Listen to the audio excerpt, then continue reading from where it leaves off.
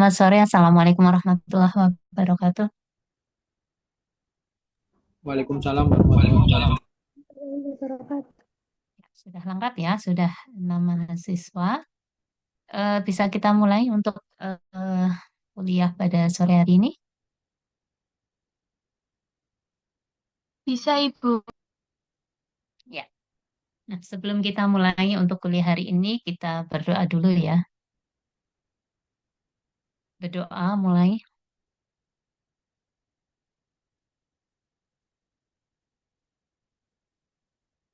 berdoa selesai. Nah, kita lanjutkan untuk kuliah biokimia, untuk materi karbohidrat. Kemarin kita sudah membahas tentang struktur ya, struktur siklik ya, mulai dari proyeksi Wieser, kemudian Howard, kemudian juga konformasi kursi. Nah, saat ini kita akan membahas tentang sifat fisik dari monosakarida. Ya, bisa terlihat ya share materi saya. Saya nah, oke. Nah, untuk sifat fisik monosakarida ya. Secara fisik, monosakarida adalah padatan kristal yang tidak berwarna, ya. Sifatnya dia larut dalam air membentuk ikatan hidrogen. Kemudian sedikit larut dalam alkohol, ya. Tidak larut dalam pelarut ether kloroform benzen. Jadi larutnya dalam air ini ya, air kan pelarut yang relatif polar gitu ya, walaupun alkohol juga polar ya, masuk polar tetapi lebih polar air sehingga sifat dari monosakarida itu sangat polar. Tidak larut dalam ether, ether itu semipolar, kloroform dan benzen nonpolar gitu ya. Kemudian monosakarida rasanya itu manis. Nah, di antara monosakarida yang paling manis adalah fruktosa. Jadi fruktosa ini dia yang paling manis ya. Kemudian mau sebentar. Nah, ini adalah derajat kemanisan dari monosakarida. Hmm. Ini adalah fruktosa yang paling manis monosakarida itu 174 ya derajat kemanisannya. Kemudian glukosa 74, silosa 0,4, galaktosa 0,22 gitu ya. Sementara di sakarida sukrosa adalah 100, laktosa 0,1 ya. Jadi yang paling manis derajat kemanisan paling tinggi adalah fruktosa. Nah, sukrosa ini juga lumayan tinggi karena sukrosa itu kalau terhidrolisis nanti akan menjadi fruktosa dan glukosa.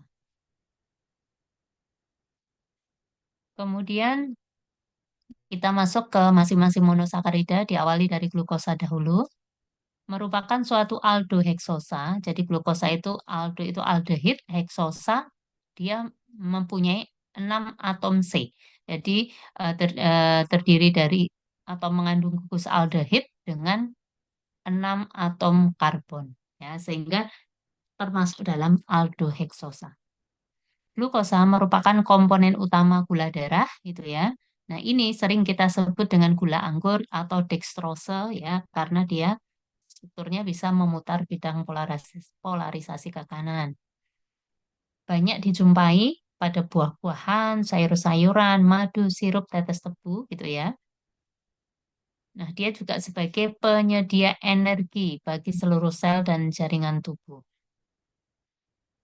Glukosa sendiri ya itu dapat diperoleh dari hidrolisis pati. Jadi pati itu kalau dihidrolisis sempurna itu akan menghasilkan glukosa, glikogen juga glikogen itu pati hewan. Ini juga kalau dihidrolisis sempurna akan menghasilkan glukosa dan maltosa juga kalau dihidrolisis akan menghasilkan glukosa. Sehingga glukosa dapat terbentuk dari hidrolisis pati, glikogen dan maltosa.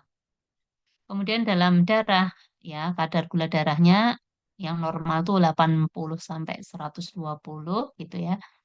Nah, apabila kadar gula darah itu meningkat, maksudnya melebihi normal gitu ya, melebihi 80 120 itu bisa terjadi yang disebut hiperglikemia dan ini dijumpai pada penderita diabetes mellitus.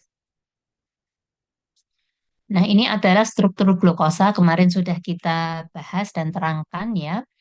Nah, ini struktur D-glukosa. Masih ingat kenapa ini D-glukosa? Kenapa ini ada D? Dexter atau dextro itu dilihat dari mana kemarin? Oh, hanya Bu. Yang menunjukkan dia di OH di mana, Pak? OH yang nomor berapa? Ini ada nomor satu, dua, tiga, empat, lima, Empat. enam. Ya, OH yang mana? Nomor berapa, Nomor Pak? empat. Nomor Empat. nomor satu, Satu, dua, dua, tiga, tiga. empat, lima. Jadi OH yang Oh iya, nomor lima Bu. 5 ini, hmm, ya, ini C, ya, C anomerik yang terjauh dari gugus aldehid ya. Berarti yang C nomor 5 ini OH-nya terikat di sebelah kanan, ya. Maka kalau sebelah kanan dia di glukosa. Kalau nanti dia di sebelah kiri maka L, ya. Nah, D glukosa ini memiliki isomer yaitu alfa D glukosa dan beta D glukosa. Beta D glukosa dan alfa D glukosa seperti itu. Nah, yang alfa D glukosa. Nah, dari mana tahu kalau ini alfa D glukosa? Sebelah kiri. Oh, hanya sebelah kiri ya Bu. Alfa. Iya. Nah, Oh, hanya yang sebelah. struktur siklis ini, yang siklis ini OH-nya. OH di nomor berapa yang kita Oh, perhatikan? Yang atas ini juga OH yang ini nomor satu, yang oh hanya dua, bawah itu Bu. tiga, Enam. lima, enam. Satu, dua, tiga, Yang empat, nomor lima. berapa? Satu, Satu, dua, dua, tiga, empat, lima. tiga, empat, lima. Hmm, Enam, enam, enam ya. Yang sebelah kanan itu Bu. ini nomor enam. Ini nomor satu nih. Oh, ini nomor satu. Ya Nah, berarti yang kalau melihat alfa, oke. Kalau melihat alfa dan beta itu yang dilihat adalah C nomor satu. Nah, C ini nomor ya. satu. Nah, ini C nomor satu di sini. Kalau C nomor satu di sini ya, OH-nya di sebelah bawah ya, sebelah bawah ini adalah alfa di glukosa ya. Kalau dia di sebelah atas seperti ini ya, dia adalah beta ya, alfa dan beta. Kalau D tadi dilihat dari C nomor 5-nya ya. C nomor 5 ada di sebelah kanan. Kemudian ketika membentuk struktur siklis seperti ini, maka memungkinkan terbentuk dua isomer alfa dan beta. Nah, alfa dan beta itu dilihat dari C nomor satu yang ini. Nah, C nomor satu yang ini ya, dia di atas berarti beta, kalau dia di bawah dia eh, apa? Alfa. Atau kalau struktur siklis sederhana yang dulu itu kita lihat kan. Nah, seperti ini juga C nomor satu ini. Nah, ini kalau saya nunjuk di situ kelihatan nggak ya? Kalau Bu Isa nunjuk kursornya itu dari situ bisa terlihat nggak? Terlihat Bu. Oh ya udah. Nah, ini kalau siklis sederhana seperti ini tetap dilihat pada C nomor satu. Bu, Kalau dia maaf di Bu. sebelah kanan, Bu, boleh nanya nggak Bu? iya gimana? Itu kan yang sebelah tengah Gimana itu Pak? kan proyek Fisher Fisher yang utama ya Bu ya. Yang C sama O-nya itu masih Heeh. rangkap dua itu ya Bu. Setelah itu Ini proyek Caesar. iya kan yang Heeh. alfa degalaktosanya itu kan O-nya itu Heeh. lari ke Antara yang O. hanya lari kemana ya Bu ya ini ya Bu? Kan ini kan satu, dua, tiga, empat, lima, enam, sama-sama cincinnya enam ya Bu. Karbonnya kan enam, yang sebelah alfa, Mm-mm. yang Di di tengah sebelah juga, alfa. yang proyek Ini kan Fisher juga. O. Ya, O itu Bu, bisa dijelaskan yang O itu sebelah kanan itu dari mana?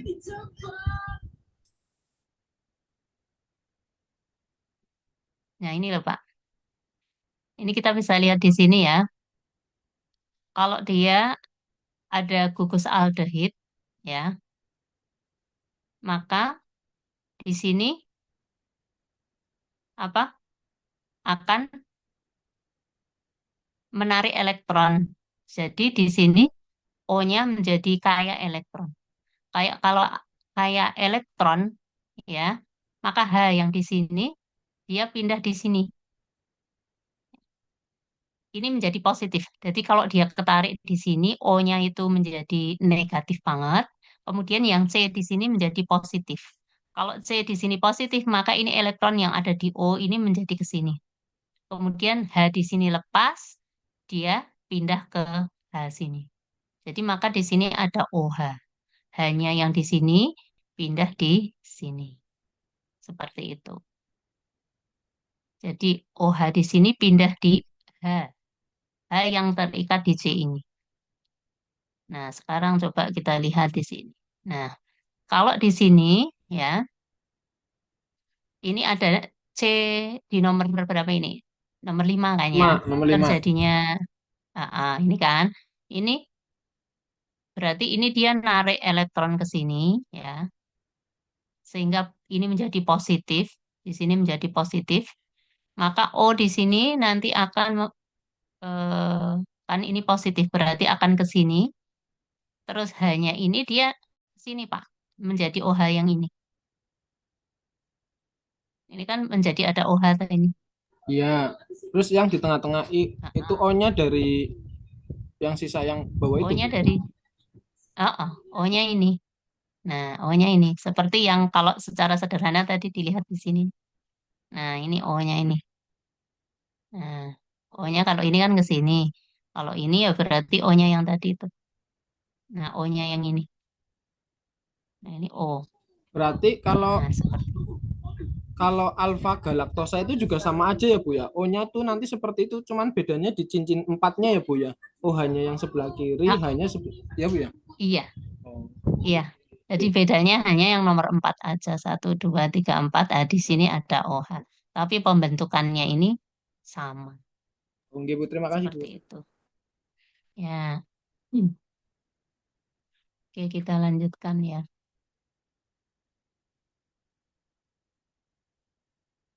Oke, kemudian tadi sudah. Nah, kemudian kita masuk ke galaktosa. Nah, ini kemarin yang untuk PR untuk nah, galaktosa ini juga sama, merupakan aldoheksosa, aldehid, dan dia juga memiliki 6 atom karbon.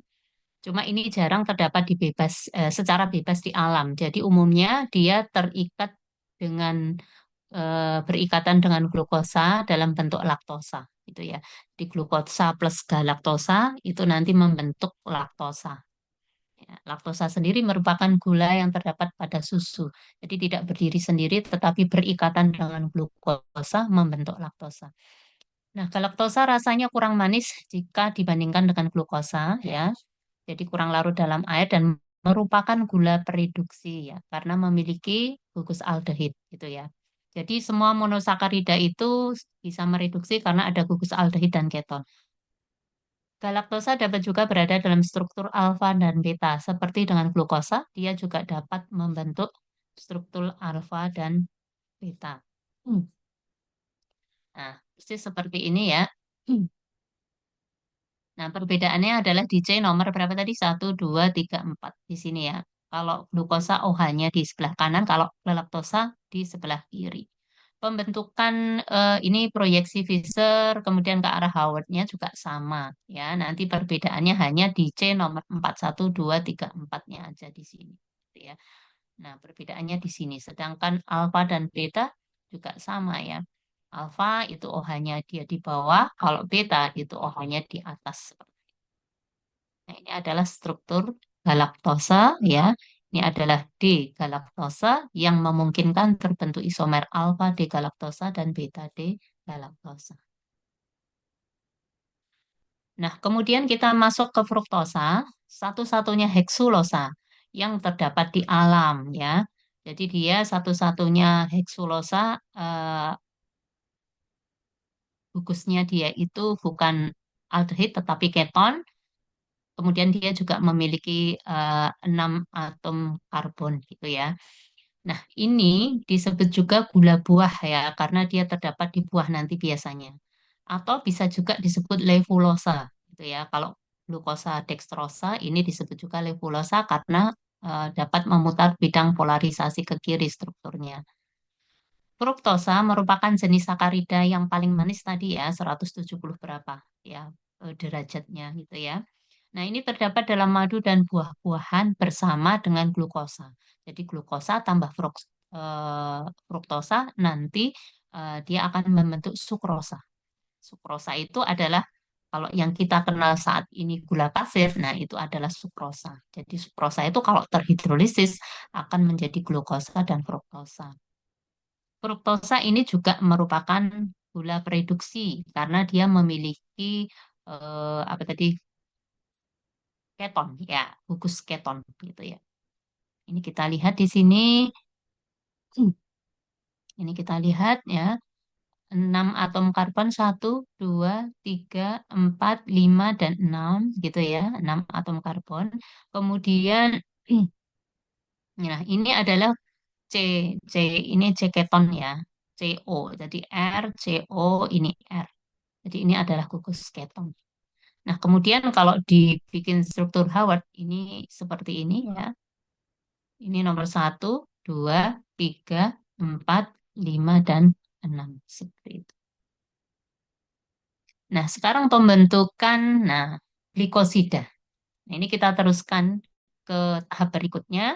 Kalau tadi kita sudah membicarakan tentang struktur siklis atau hemiastal, hemiketal siklis. Nah, sekarang pembentukan glikosida.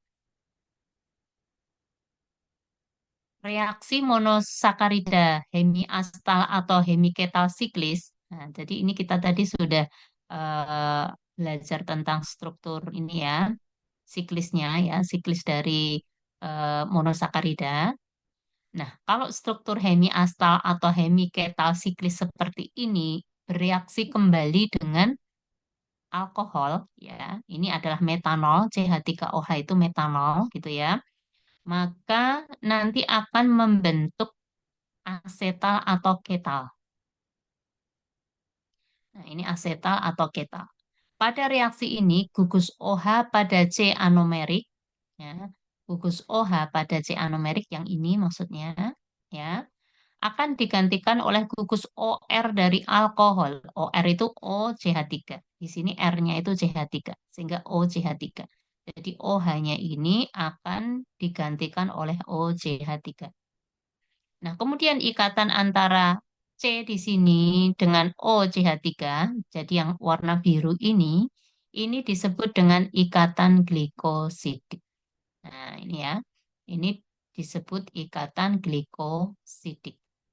Ya, jadi ini adalah hemiastal siklis direaksikan dengan satu molekul alkohol lagi, maka nanti bagian OH-nya ini akan digantikan oleh OCH3.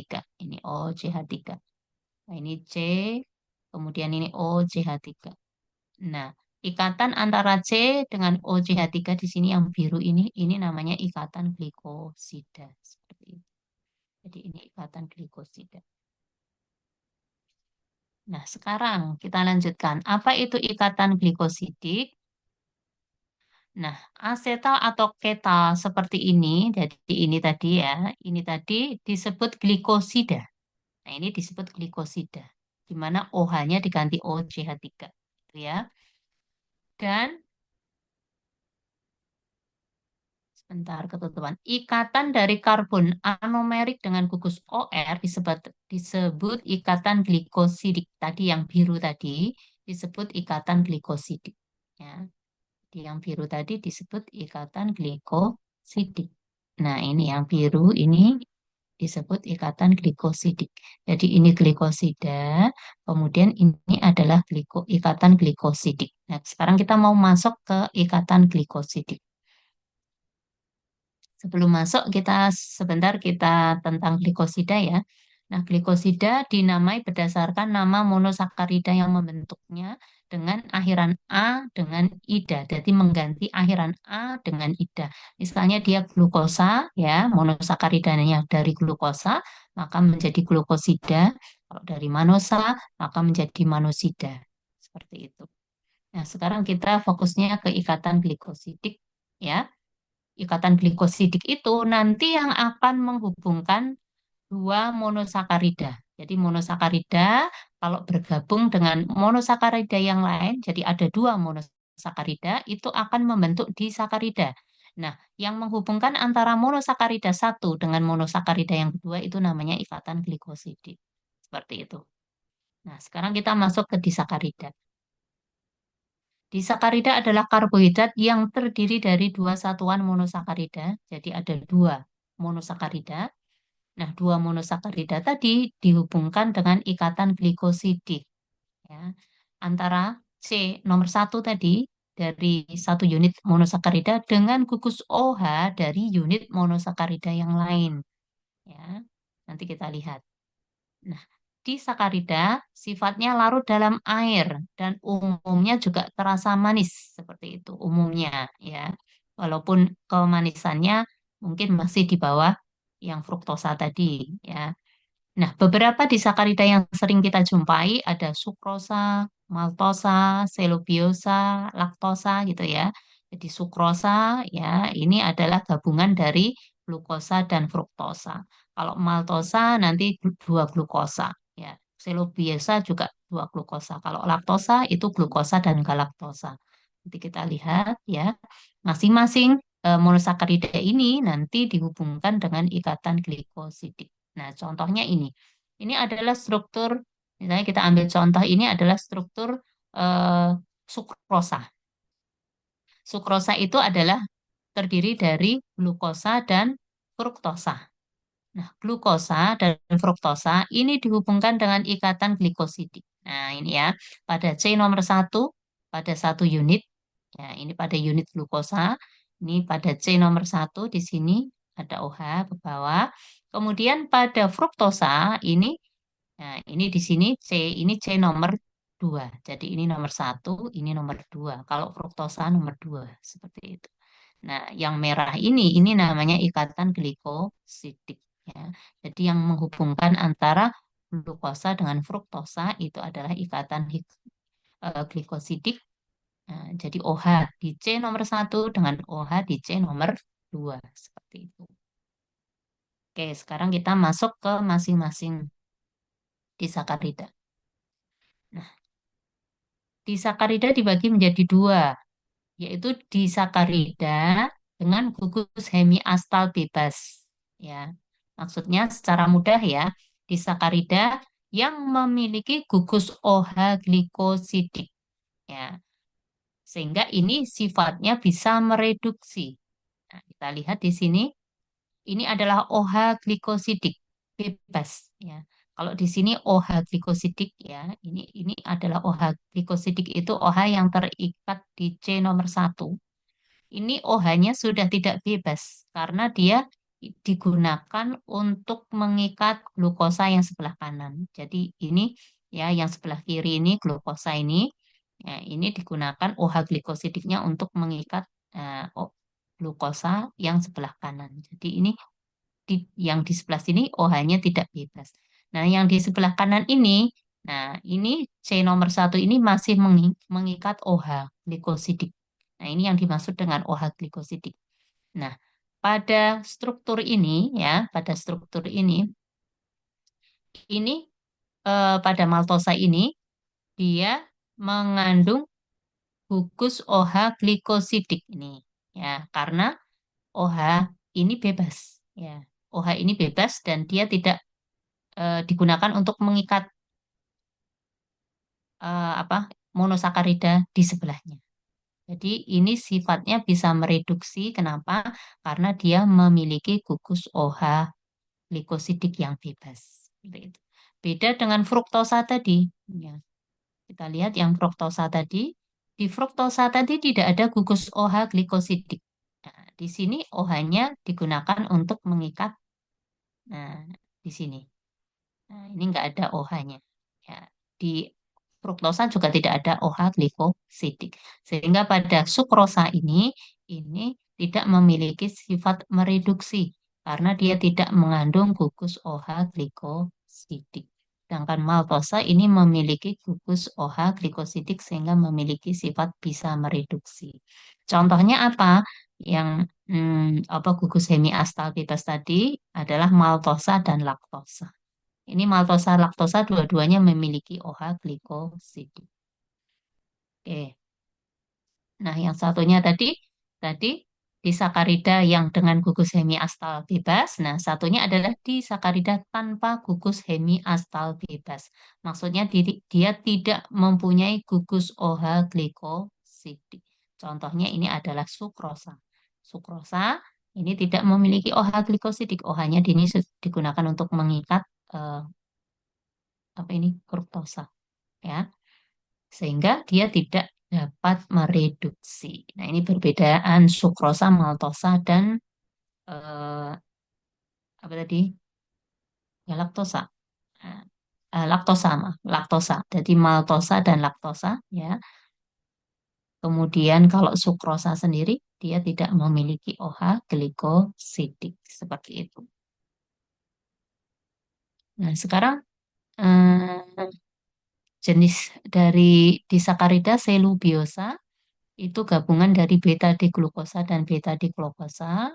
Kalau maltosa alfa diglukosa dengan beta diglukosa, sukrosa alfa diglukosa dan beta digfruktosa, kemudian laktosa alfa diglukosa dengan beta digalaktosa.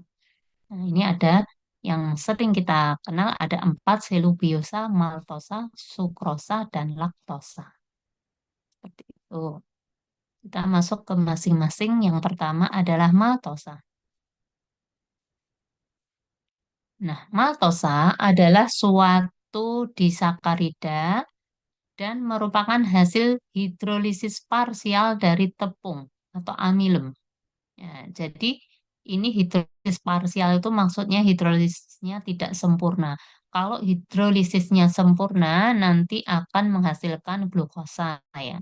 Jadi tepung, pati ya, itu kalau dihidrolisis secara sempurna, dia akan menghasilkan glukosa. Tapi kalau hidrolisisnya parsial ya, tidak sempurna, nanti akan menghasilkan maltosa. Di mana maltosa sendiri itu tersusun dari deglukosa dan glu- eh, alfa deglukosa dan beta deglukosa.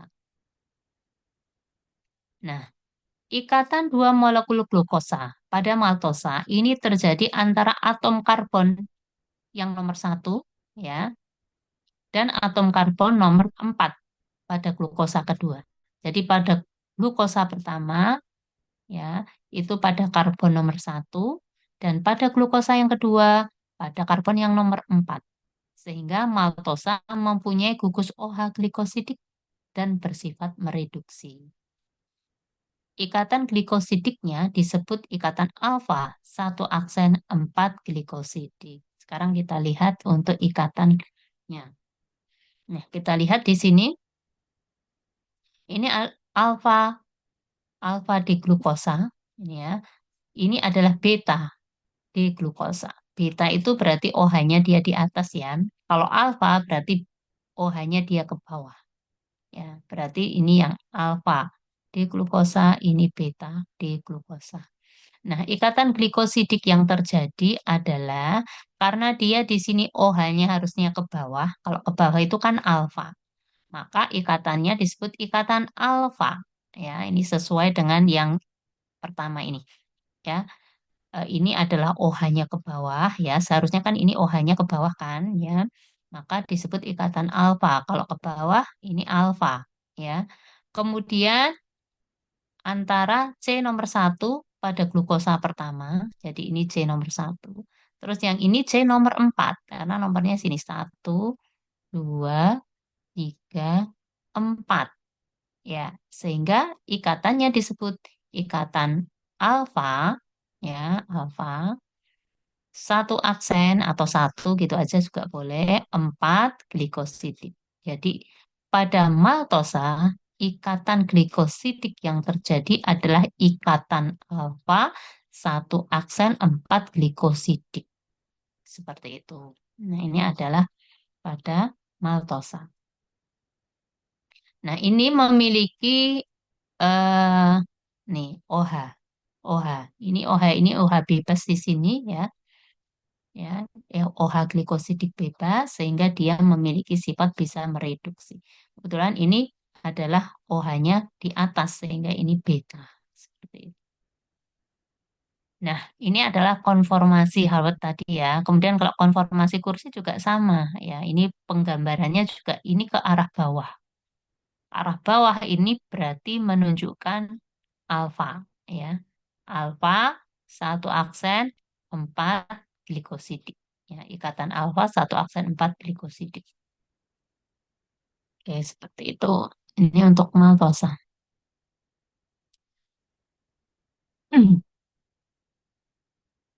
Nah, kemudian laktosa ya mempunyai dua molekul monosakarida yang terdiri dari satu molekul glukosa dan satu molekul galaktosa. Jadi ini terdiri dari glukosa dan galaktosa. Laktosa adalah komponen utama yang terdapat pada air susu ibu dan susu sapi gitu ya. Kemudian laktosa tersusun dari beta D-galaktosa dan alfa D-glukosa yang dihubungkan oleh ikatan satu empat aksen beta glikosidik gitu ya. Jadi ini bedanya tadi ini beta ya. Kalau tadi alfa ya pada maltosa, kalau pada galaktosa ini beta glikosidik. Laktosa kurang larut di dalam air ya.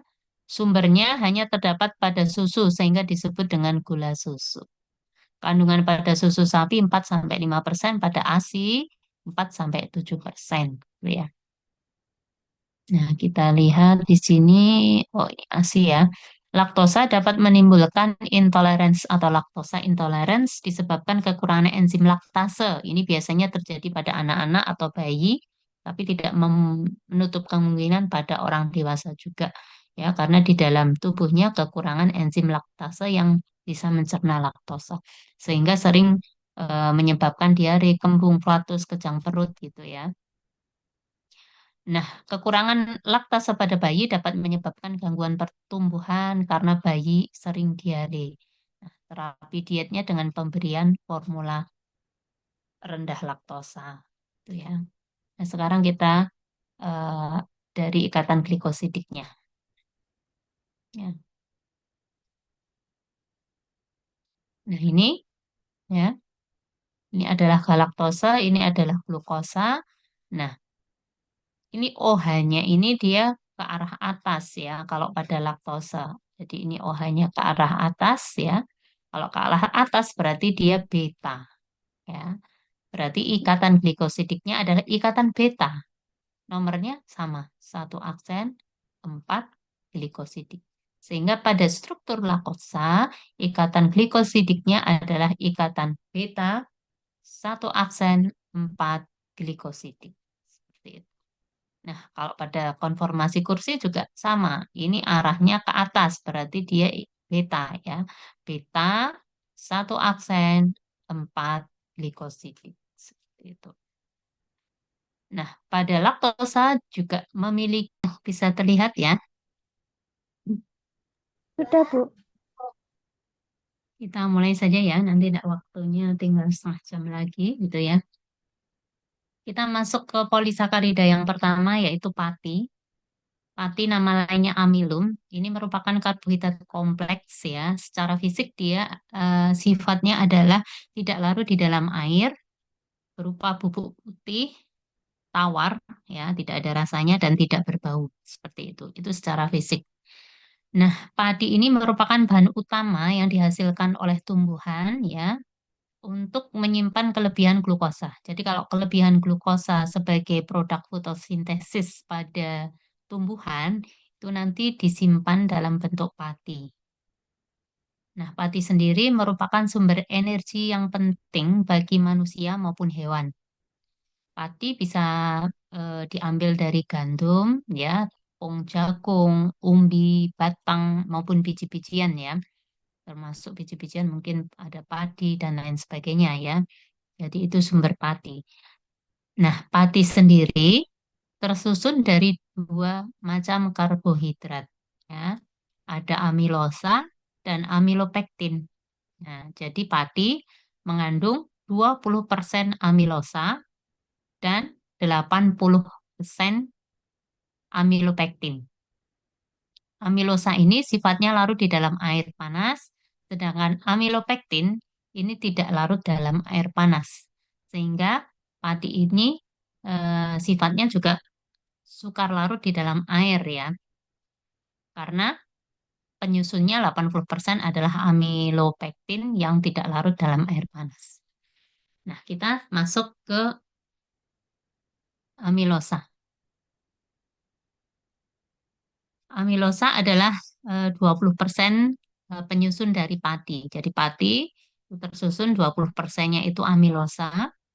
Dia tersusun atas 50 sampai 300 unit glukosa ya, yang terikat melalui ikatan alfa satu aksen 4 glikosidik.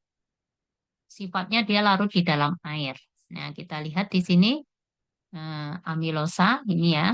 Ini adalah struktur glukosa di dalam amilosa. Ya, jadi amilosa sendiri tersusun dari 50 sampai 300. Jadi ini hanya di digambar empat ya, empat glukosa, empat molekul glukosa ya, tapi ini sebenarnya 50 sampai 300. Nah, ikatannya itu hanya linear ya, jadi tidak bercabang, jadi linear lurus gitu aja. Nah, ini kita lihat ikatannya di sini adalah alfa ya, di sini ke bawah berarti OH ke bawah ya. Alfa satu aksen 4 glikosidik. Sini juga alfa satu aksen 4 glikosidik. Jadi ini molekul glukosa, glukosa, glukosa, glukosa, dan seterusnya yang dihubungkan dengan ikatan satu alfa satu aksen 4 glikosidik. Ini adalah amilosa. Nah, terus bagaimana dengan amilopektin? Kalau amilopektin ini bagian dari padi juga ya, dia penyusun 80% bagian padi. Tersusun dari 300 sampai 5.000 unit glukosa. Sehingga ini secara molekulnya dia lebih besar dibanding amilosa. Nah, kalau amilosa tadi linear, kalau ini bercabang ya. Jadi ikatan glikosidiknya ada dua. Yang pertama yang lurus tadi kayak amilosa, ikatan alfa 14 glikosidik, kemudian pada percabangannya itu dihubungkan dengan ikatan alfa 1 aksen 6 glikosidik. Nah, tiap 25 sampai 50 unit glukosa dihubungkan dengan ikatan 1,4. Sedangkan rantai-rantai ya bercabang tadi dihubungkan dengan 1,6 alfa glikosidik ya. Jadi dia ada cabangnya. Untuk cabangnya dihubungkan dengan alfa 16 glikosidik. Nah, karena strukturnya bercabang sehingga molekulnya sangat besar. Amilopektin ini tidak larut di dalam air gitu ya. Karena molekulnya sangat besar. Nah, kita lihat di sini ini adalah bagian dari struktur amilopektin ya. Nah, yang lurus ini ya, yang antar glukosanya dihubungkan dengan alfa satu aksen 4 glikosidik. Satu aksen 4 glikosidik sama yang lurus satu aksen 4 glikosidik. Kemudian di percabangannya ini ya, ini dihubungkan dengan ikatan alfa satu aksen 6 glikosidik ya. Jadi yang percabangannya ini dihubungkan dengan ikatan alfa satu aksen 6 glikosidik. Nah, ini adalah struktur amilopektin. Jadi pati tumbuhan, penyusunnya adalah amilosa dan amilopektin. Kemudian sekarang kita masuk ke glikogen. Nah, kalau pati tadi, ya, amilum itu adalah pati yang tersimpan di dalam tumbuhan, ya. Nah, kalau karbohidrat yang tersimpan dalam hewan, ya, dan sebagai penyimpanan energi pada hewan itu adalah glikogen. Sehingga glikogen disebut sebagai pati hewani. Seperti itu ya, karena terdapat pada hewan ya, vertebrata. Ya. Terbentuk lebih dari 1.000 unit glukosa yang mempunyai ikatan yang sama. Struktur kimianya itu sama dengan amilopektin ya. Yang lurus itu dihubungkan dengan alfa 14 glikosidik, percabangannya nanti dihubungkan dengan alfa 16 glikosidik. Struktur kimia sama dengan amilopektin tetapi dengan lebih banyak percabangan. Jadi glikogen itu percabangannya lebih banyak. secara molekul dia juga lebih besar dibandingkan dengan pati dari hewan tadi, ya, amilopektin. Ya. Terdapat pada otot hewan, manusia, dan ikan. Ya. Pada manusia dan vertebrata lain, glikogen disimpan dalam sel hati dan otot. Pembentukan glikogen dari glukosa terjadi di hati. Kemudian glikogen pada otot digunakan sebagai sumber energi untuk aktivitas sehari-hari. Gitu ya. Glikogen ini juga sama, terdiri dari unit glukosa. Gitu ya. Nah, bila kadar glukosa dalam darah bertambah, sebagian diubah menjadi glikogen. Jadi kalau kadar gula darahnya meningkat ya, itu sebagian diubah menjadi glikogen. Sehingga glukosa dalam darah dia akan normal. Sebaiknya bila kadar gula darah itu turun, maka glikogen itu bisa diuraikan. Glikogen yang ada di hati diuraikan menjadi glukosa, sehingga kadar gula darahnya atau gula darahnya, glukosa dalam darahnya itu akan normal. Nah, seperti itu. Ya. Nah, kita lihat strukturnya ini juga sama ya.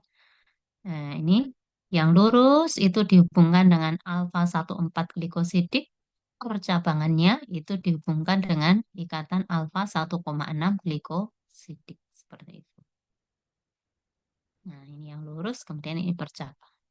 Jadi ini secara molekulnya, nah kalau kita lihat seperti ini, perbandingan antara amilosa, amilopektin, dan glikogen. Nah, ini amilosa, dia lurus saja.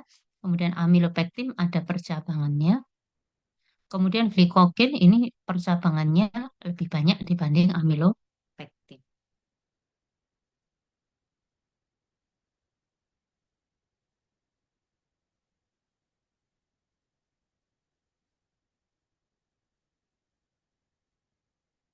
Nah, kemudian selanjutnya kita masuk ke selulosa.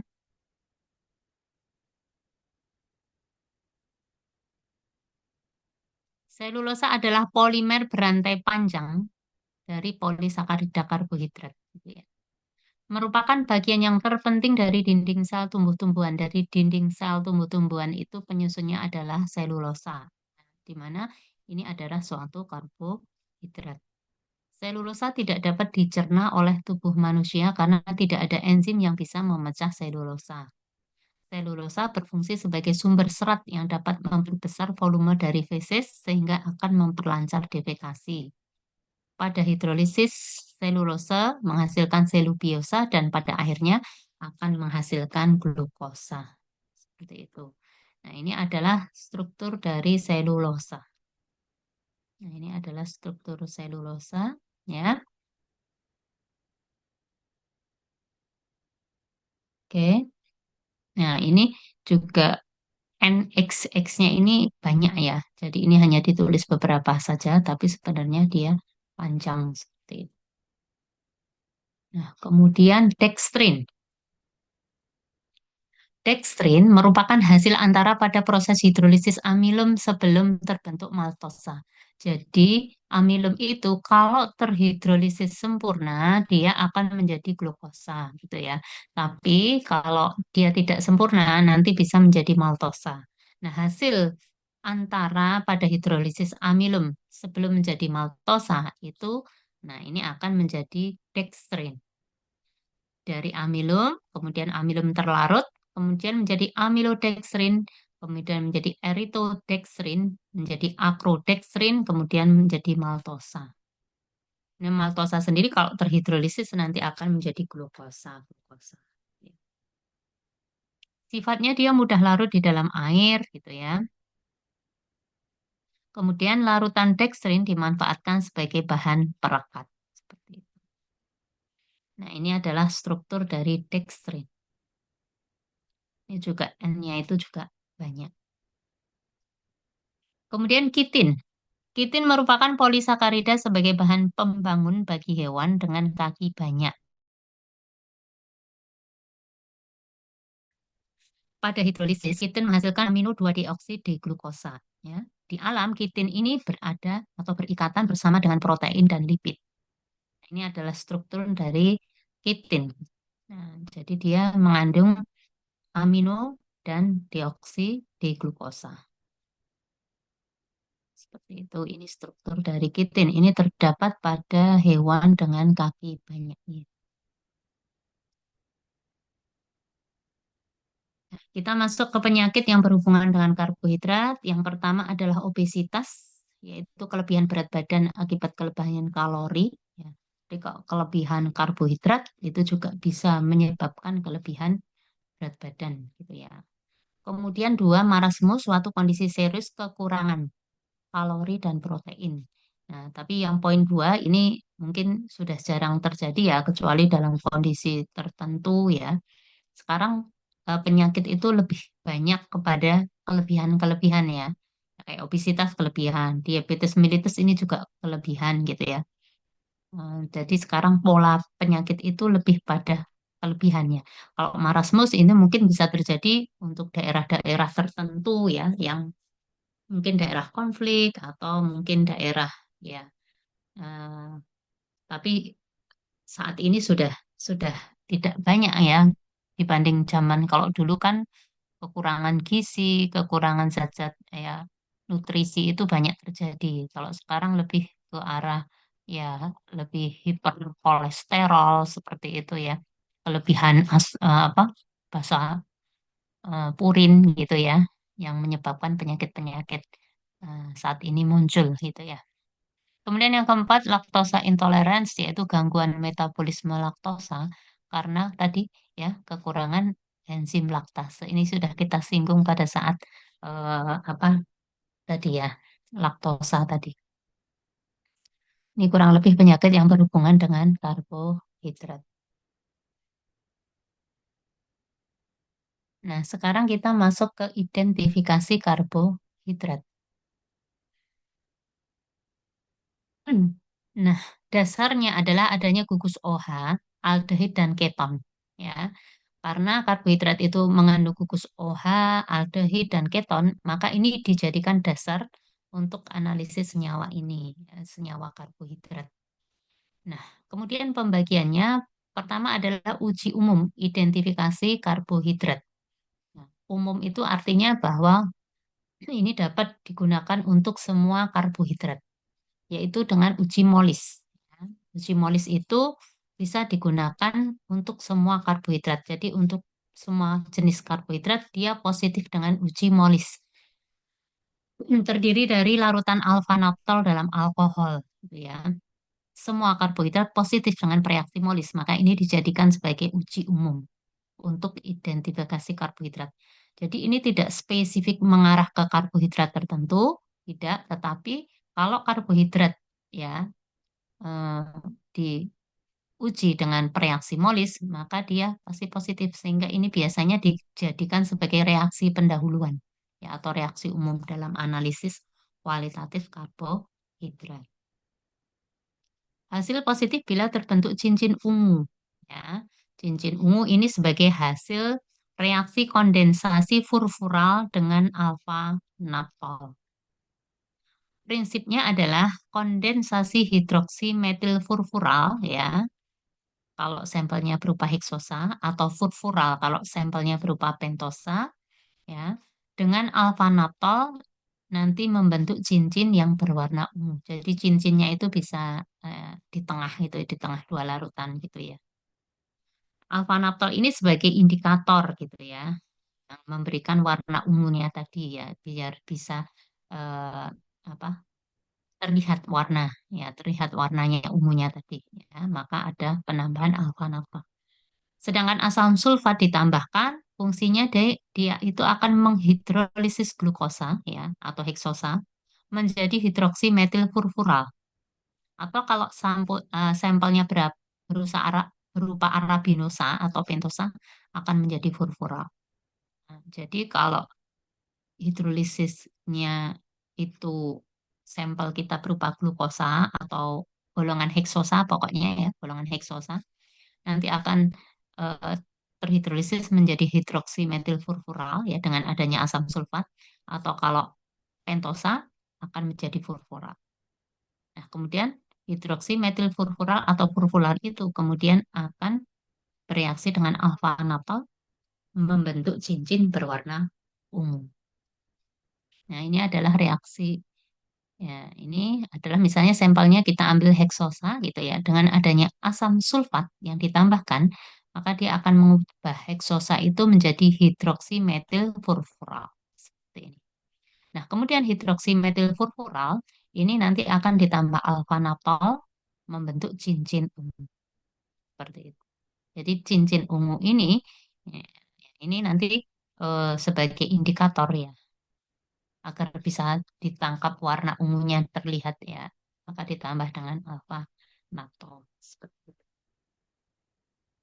Nah, itu adalah uji umum untuk karbohidrat. Nah, kemudian uji khusus karbohidrat yang pereduksi. Gitu ya. Yang pereduksi itu adalah semua monosakarida. Semua monosakarida adalah gula pereduksi. Jadi glukosa, galaktosa, fruktosa itu adalah gula pereduksi. Kemudian kalau disakarida itu beberapa yang mereduksi tadi yang memiliki eh, OH glikosidik bebas tadi memiliki sifat mereduksi seperti maltosa ya. Maltosa, laktosa itu adalah bisa mereduksi karena dia memiliki OH glikosidik seperti itu. Nah, monosakarida, semua monosakarida dan beberapa disakarida ya seperti maltosa dan laktosa mempunyai sifat dapat mereduksi terutama dalam suasana basah. Sifat mereduksi ini disebabkan adanya gugus aldehid atau keton bebas dalam molekul karbohidrat. Kalau monosakarida karena adanya gugus aldehid dan keton, kalau disakarida karena adanya gugus OH glikosidik tadi. Nah, uji khusus untuk reduksi bisa dengan uji Fehling. Ya. Prinsipnya adalah gugus aldehid dan keton ya dapat mereduksi CO2 positif yang terdapat dalam reaksi Fehling menjadi Cu positif jadi CO2 positif nanti direduksi menjadi Cu positif. Hasilnya berupa endapan merah, merah bata ya, merahnya merah bata ini. Ya, merah bata.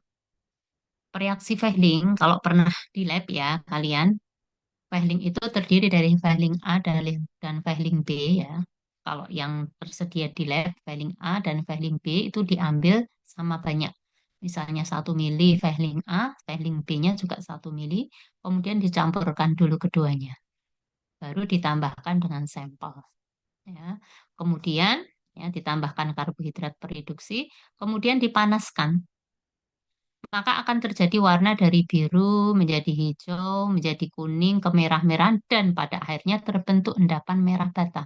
Jadi, Fehling ini positif kalau terbentuk endapan merah bata. Seperti itu.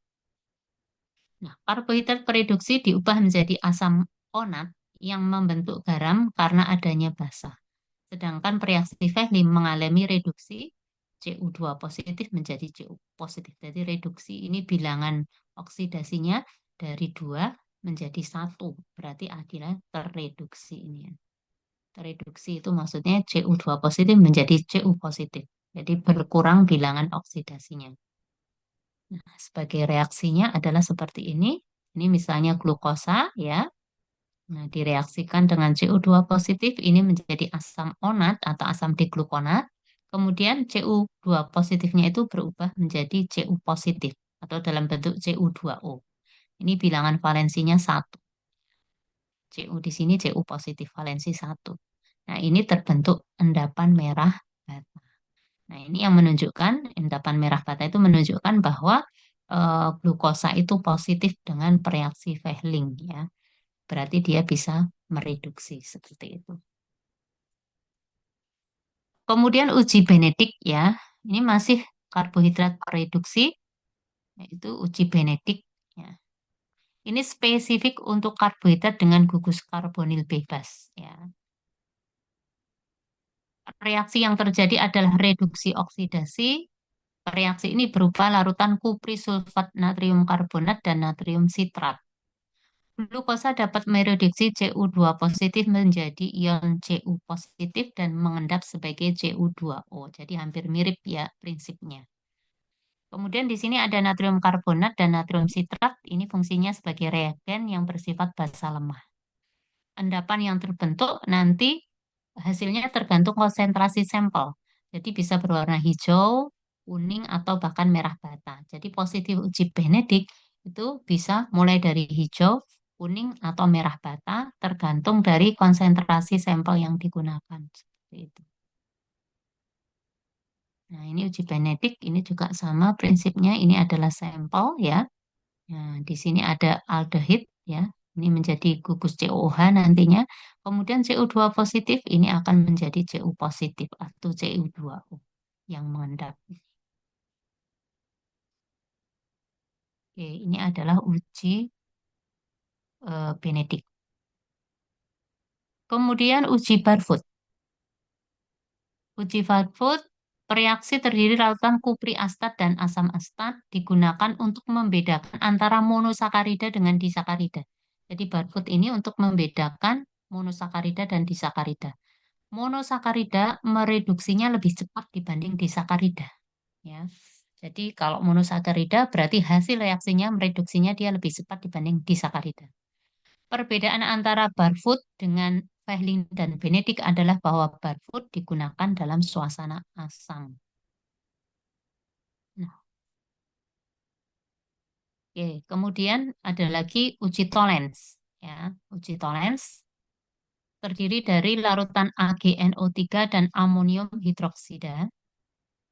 Ini adalah karbohidrat reduksi, ya, ditambah dengan tolens. Tolen itu adalah AgNO3, dipanaskan, maka terbentuk cermin perak pada bagian bawah tabung reaksi. Ya.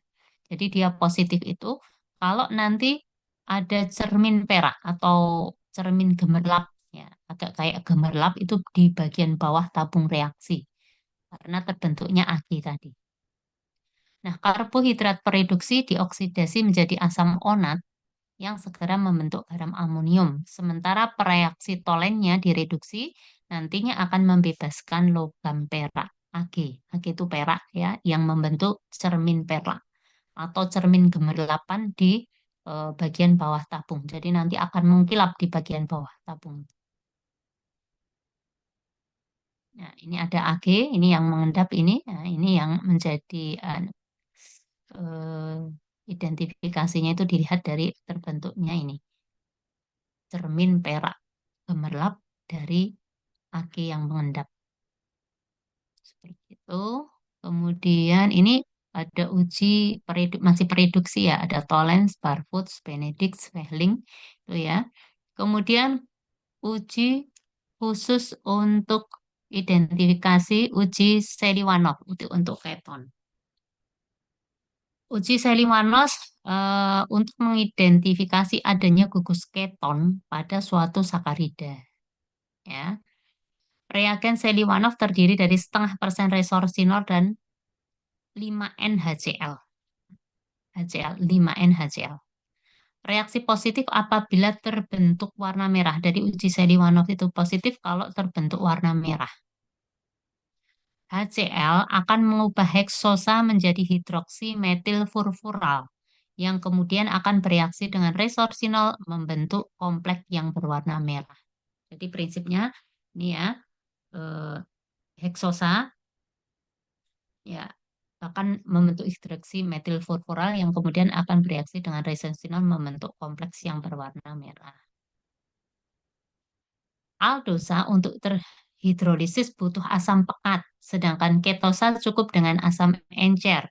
Ya, jadi dua-duanya, baik aldosa sama ketosa, itu sebenarnya juga menghasilkan hidroksi metil furfural. Tapi kalau aldosa, untuk membentuk hidroksi metil furfural itu dibutuhkan asam pekat. Sedangkan ketosa, untuk membentuk hidroksi metil furfural itu cukup dengan asam encer. Sehingga hidroksi metil furfural dari aldosa sedikit dan hidroksi metil furfural dari keton itu banyak. Karena itulah reaksi ini spesifik untuk fruktosa termasuk dalam ketoheksosa. Ya, karena hidroksi metil furfural dari aldosa yang terbentuk itu sedikit sedangkan pada ketosa itu banyak. Jadi ini memang spesifik untuk eh, keton. Nah, seperti ini. Ini fruktosa dengan adanya HCl membentuk hidroksi metil furfural. Hidroksi metil furfural. Ini hidroksi metil furfural selanjutnya dengan resorsinol. Nah, ini akan membentuk kompleks yang berwarna merah.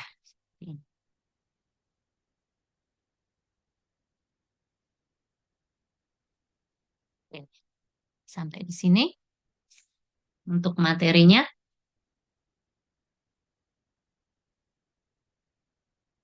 Sementara kita cukupkan, ya, sudah pas jamnya. Apakah ada yang ini tanyakan? Sementara belum Ibu.